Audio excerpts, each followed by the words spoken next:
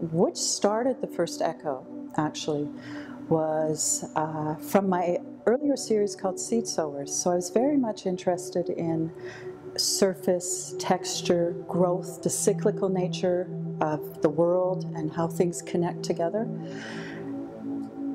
At one point, I was looking at the sand-cast, very crusted form, and I thought it would be really beautiful to have some kind of feeling of a rooting come out of that, like a root growing, some additional growth.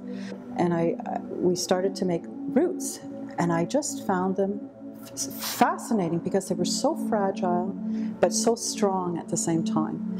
And then when I was talking to someone, I held it up on the wall, and the light hit it, and the shadow became like a drawing, and I thought, this is incredible. It's even better than my earlier series because it's like even expressing all the immaterial qualities I've been trying to express in my work, even more so. So it was something that really, right away, I knew. So I stopped sand casting, and I started to learn how to flame work my elements so I could build these, because the cyclical nature is still here in the piece, like it's all these components make a whole. That's like a very strong feeling in my work.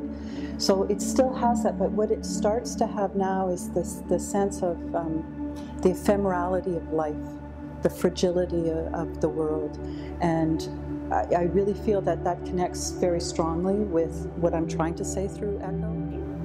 So what's very fascinating about the paper in this particular installation is this piece here is drawn from an actual shadow cast by sunlight through the glass onto a surface.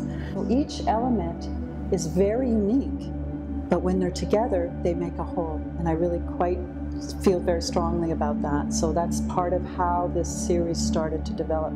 And then, of course, installing them, more and more, I started to be aware of the spaces they're installed in. So then trying to alter through the energy of the work, the spaces that they're in is very, very important now. So they change, and then heading into the paper, which is a material I had used in other series, also started to combine. So at this point, it's the paper and the glass. So the paper is drawn as a shadow to the glass and then repeats itself into the shadowing.